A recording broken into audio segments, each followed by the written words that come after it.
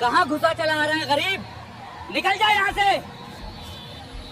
मैं प्रधानमंत्री की जगह आज लाल किले पर भाषण देना चाहता हूँ सर। बेटा ये लाल किला है, तेरे बाप का घर नहीं है। निकालो इस भिखारी को बाहर तक। पीएम के आने का टाइम होने ही वाला है।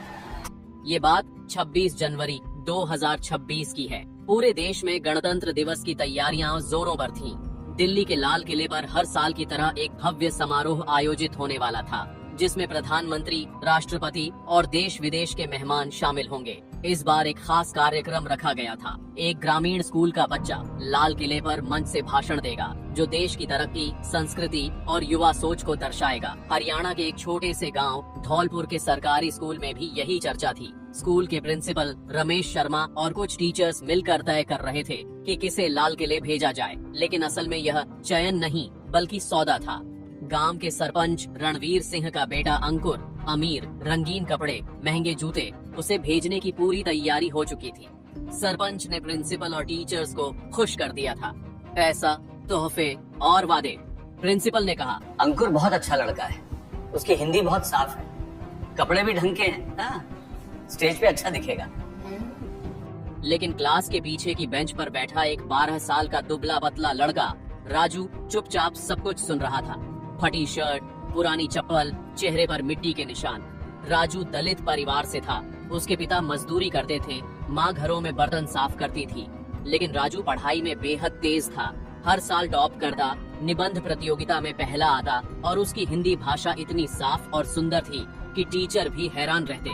लेकिन किसी ने कभी राजू को मौका नहीं दिया, क्योंकि वो गरीब था, छोटी जाति का था। 26 जनवरी से 2 दिन पहले यानी 24 जनवरी को मुख्यमंत्री के निजी सहायक personal assistant Vinay Kumar school में निरीक्षण के लिए आए। उनके साथ 2 अधिकारी भी थे। उन्हें यह देखना था कि चयनित बच्चा वाकई काबिल है या नहीं। प्रिंसिपल और टीचर्स ने अंकुर को सामने खड़ा किया। अंकुर ने थोड़ी घबराहट में रटा हुआ भाषण शुरू किया। आदरणीय प्रधानमंत्री जी, राष्ट्रपति जी, हमारा देश महान है, हमारे नेता महान हैं। विनय कुमार ने सुना। भाषण ठीक था, लेकिन कुछ खास नहीं, बस रटी रटाई बातें। तभी अचानक भीड़ के बीच से एक आवाज आई, सर रुकिए। राजू ने हाँफते हुए कहा, सर मैं इससे कहीं बेहतर भाषण दे सकता हूँ। मुझे एक मौका दीजिए। ये सुनते ही पूरे स्कूल में हंसी फूट पड़ी। टीचर्स ने एक दूसरे को देखा। प्रिंसिपल का चेहरा लाल हो गया। एक टीचर ने चिढ़कर कहा, राजू तू पागल हो गया है क्या? तू लाल किले पे भाषण देगा? तेरे कपड़े देख, तेरी हालत देखो देख। अरे अगर ये गरीब भिखारी लड़का स्टेज पे गया तो हमारी बेइज्जती होगी, स्कूल की बेइज्जती होगी, देश की बेइज्जती होगी। अरे अगर ये गरीब भिखारी लड़का स्टेज पे गया तो हमारी बेइज्जती होगी, स्कूल की बेइज्जती होगी, देश की बेइज्जती होगी। इस लड़के को बाहर निकालो, ये हमारा मजाक उड़ा रहा है। सर प्लीज, मैं सच में अच्छा भाषण दे सकता हूँ, मैंने खुद लिखा है। मैंने खुद लिखा है, बस एक बार सुन लीजिए। विनय कुमार ने राजू को ध्यान से देखा। उनके मन में कुछ हलचल हुई। ये लड़का इतनी बेइज्जती के बाद भी अपनी बात पर अड़ा है, शायद इसमें कुछ खास है।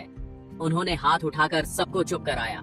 रुकिए, मैं इस लड़के की बात सुनना चाहता हूँ। प्रिंसिपल ने विरोध करने की कोशिश की।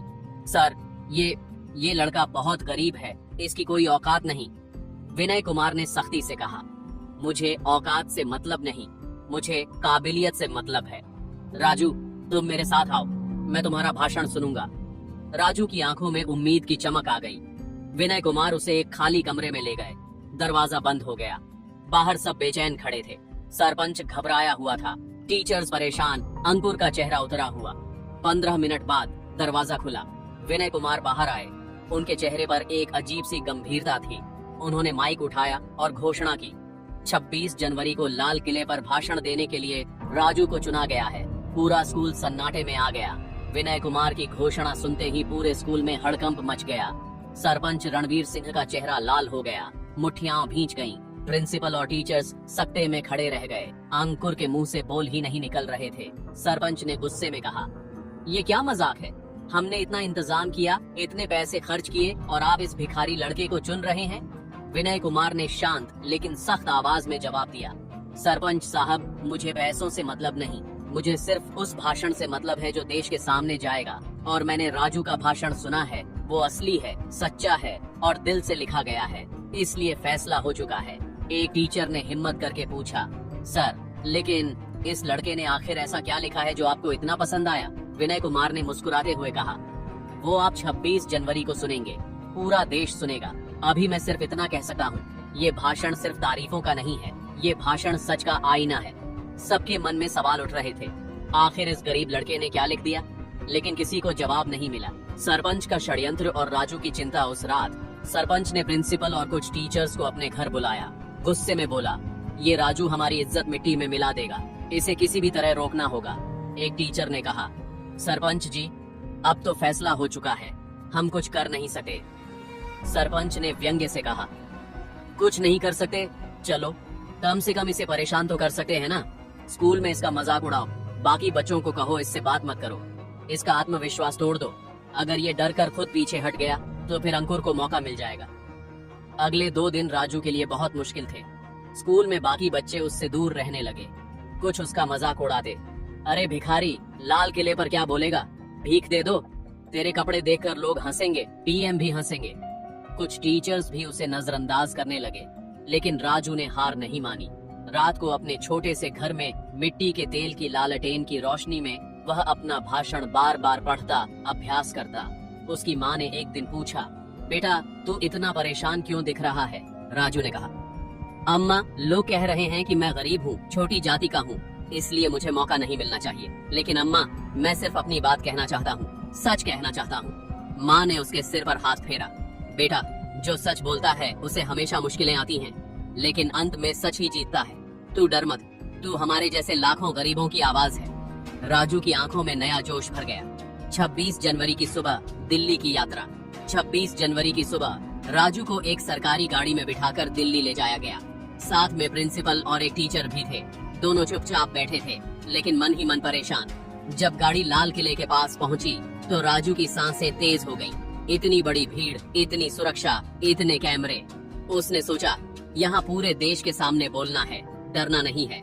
उसे ग्रीन रूम में ले जाया गया। वहाँ कुछ अधिकारी और आयोजक थे। एक आयोजक ने उसे ऊपर से नीचे तक देखा। तुम्हारे पास कोई अच्छे कपड़े नहीं है क्या? ये फटी शर्ट पहनकर स्टेज पर जाओगे? राजू ने शांति से कहा, सर मेरे पास यही है, लेकिन मेरे शब्द साफ हैं, मेरे विचार साफ हैं, कपड़ों से ज्यादा ये मायने रखता है। आयोजक चुप हो गया। मंच पर राष्ट्रपति, प्रधानमंत्री और हजारों लोग दोपहर के समय लाल किले के मुख्य मंच पर राष्ट्रपति, प्रधानमंत्री, मंत्री, सेना के अधिकारी और हजारों लोग बैठे थे। टीवी पर लाइव प्रसारण हो रहा था, करोड़ों लोग देख रहे थे। आयोजक ने घोषणा की, अब मंच पर आ रहे हैं हरियाणा के धौलपुर गांव से सरकारी स्कूल के छात्र राजू। तालियां बजी। राजू धीरे धीरे मंच पर चढ़ा। कैमरे उसकी तरफ घूम गए। उसके फटे कपड़े, गहरा रंग, दुबला शरीर, सबने देखा। कुछ लोगों ने आपस में फुसफुसाया, ये लड़का कौन है, कितना गरीब लग रहा है। लेकिन राजू ने माइक के सामने खड़े होकर एक गहरी सांस ली। उसने प्रधानमंत्री की तरफ देखा, फिर राष्ट्रपति की तरफ, फिर पूरी भीड़ की तरफ, और फिर धीरे धीरे साफ आवाज में बोलना शुरू किया। आदरणीय राष्ट्रपति जी, आदरणीय प्रधानमंत्री जी, मंच पर उपस्थित सभी गणमान्य अतिथि और मेरे प्यारे देशवासियों, जय हिंद। पूरा लाल किला खामोश हो गया। सबकी निगाहें राजू पर टिकी थीं। अब असली भाषण शुरू होने वाला था, वो भाषण जो पूरे देश को हिला देगा। राजू ने एक पल रुककर पूरे लाल किले को देखा। लाखों तिरंगे झंडे, हजारों लोग, कैमरे और सामने बैठे देश के सबसे बड़े नेता। उसकी आवाज में अब कोई डर नहीं था, बस सच्चाई थी। राजू ने अपना भाषण जारी रखा। आज 26 जनवरी है, हमारा गणतंत्र दिवस। आज का दिन हमें याद दिलाता है कि हमारा देश दुनिया का सबसे बड़ा लोकतंत्र है। आज हम अपने संविधान को सलाम करते हैं, जिसने हर नागरिक को बराबरी, स्वतंत्रता और सम्मान का अधिकार दिया। हमारा देश महान है। यहाँ की संस्कृति हजारों साल पुरानी है। यहाँ की मिट्टी ने महात्मा गांधी, भगत सिंह, सुभाष चंद्र बोस, डॉक्टर भीमराव अंबेडकर जैसे महान नेता दिए। हमारे देश ने अंग्रेजों से आजादी छीनी, हमने अपना संविधान बनाया और आज हम दुनिया की 5वीं सबसे बड़ी अर्थव्यवस्था हैं। हमारे नेता मेहनत कर रहे हैं, सड़कें बन रही हैं, स्कूल खुल रहे हैं, अस्पताल बन रहे हैं, गरीबों के लिए योजनाएं चल रही हैं। Digital India, make in India, skill India, हर तरफ विकास हो रहा है। मैं अपने देश पर, अपने नेताओं पर गर्व करता हूँ। यहाँ तक सब कुछ सामान्य था। लोग खुश होकर तालियां बजा रहे थे। प्रधानमंत्री भी मुस्कुरा रहे थे। लेकिन अब राजू की आवाज में एक अलग ही गंभीरता आ गई। लेकिन आदरणीय नेताओं, मैं आज यहाँ सिर्फ तारीफ करने नहीं आया हूँ, मैं यहाँ सच बोलने आया हूँ। हमारा संविधान कहता है सब बराबर हैं, लेकिन क्या सच में ऐसा है? मैं एक छोटे से गांव से आता हूँ, मेरा परिवार दलित है, मेरे पिता मजदूरी करते हैं, मेरी माँ बर्तन साफ करती है। मैं अपनी क्लास में हमेशा टॉप करता हूँ, निबंध प्रतियोगिताओं में पहला आता हूँ। लेकिन जब मैंने कहा कि मैं लाल किले पर भाषण देना चाहता हूँ, तो सबने मुझ पर हंसा। मेरे स्कूल के प्रिंसिपल और टीचर्स ने सरपंच के बेटे को चुना था, क्योंकि उसके पास पैसा था। मुझसे कहा गया, तू गरीब है, भिखारी है, तेरी औकात नहीं।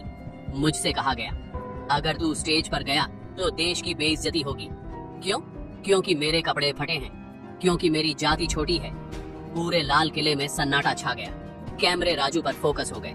प्रधानमंत्री की मुस्कान गंभीर हो गई। राजू ने आगे कहा, मैं अपने देश से प्यार करता हूँ, लेकिन मुझे दर्द होता है जब मैं देखता हूँ कि भेदभाव आज भी जिंदा है। हमारे संविधान निर्माता डॉक्टर भीमराव अंबेडकर दलित थे और उन्होंने इतना बड़ा संविधान लिखा। हमारे पूर्व राष्ट्रपति के आर नारायणन रामनाथ कोविंद दलित समुदाय से थे और उन्होंने देश को गर्व दिया।